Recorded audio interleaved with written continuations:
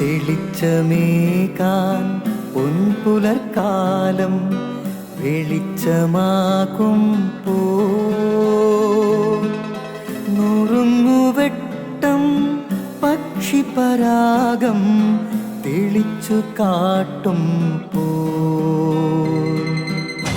വരുന്നു ദൈവം മനസ്സിനുള്ളിൽ തിളക്കമേകിടാൻ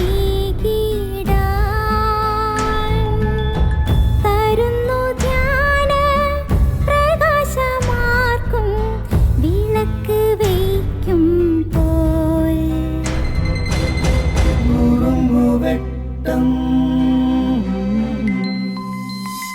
ഇറങ്ങിടട്ടെ ഹൃദന്തമെല്ലാം യുഗപ്രകാശത്താൽ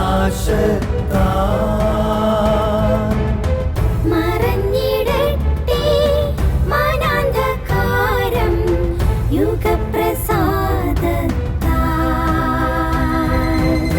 നുറുങ്ങുവെട്ടം. പഴയ നിയമത്തിൽ വാർദ്ധക്യത്തിലെത്തിയ ഇസഹാക്ക് ഏസാവിനോട് പറയുന്നൊരു കാര്യമുണ്ട്. നീ കാട്ടിൽ പോയി ഒരു മൃഗത്തെ വേട്ടയാടി പിടിച്ച് എനിക്കിഷ്ടമുള്ളതുപോലെ പാചകം ചെയ്തതാ, അത് കഴിച്ചിട്ട് ഞാൻ നിന്നെ അനുഗ്രഹിക്കാമെന്ന്.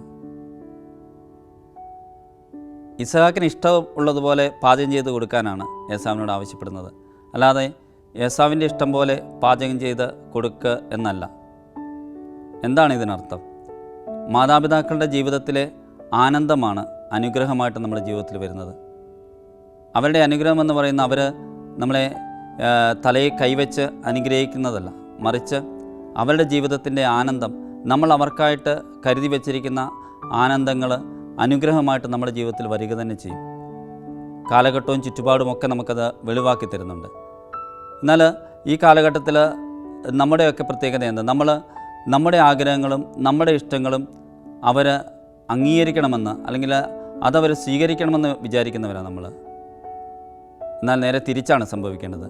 അവരുടെ ഇഷ്ടങ്ങളും അവരുടെ ആഗ്രഹങ്ങളും അനുസരിച്ച് നമ്മൾ നിന്നു കൊടുക്കുകയാണ് വേണ്ടത്. അവർക്ക് ഇഷ്ടമുള്ളതുപോലെ പാചകം ചെയ്തേ പറ്റൂ, അവരുടെ ആഗ്രഹങ്ങൾക്കനുസരിച്ച് നിന്ന് കൊടുത്തേ പറ്റൂ. അതുമാത്രമാണ് അനുഗ്രഹത്തിനുള്ള വഴിയെന്ന് ഇസഹാക്ക് നമ്മളെ ഓർമ്മപ്പെടുത്തുന്നുണ്ട്.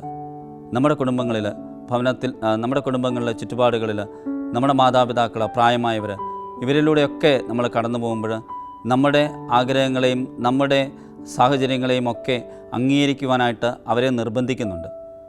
നേരെ തിരിച്ച് സംഭവിക്കുമ്പോഴാണ് കൃപ നമ്മുടെ ജീവിതത്തിൽ ഒഴുകുന്നത്. തീർച്ചയായിട്ടും മാതാപിതാക്കളുടെ അനുഗ്രഹം നമ്മുടെ ജീവിതത്തിന് വലിയ മുതൽക്കൂട്ടാകുമെന്ന കാര്യത്തിൽ യാതൊരു സംശയമില്ല.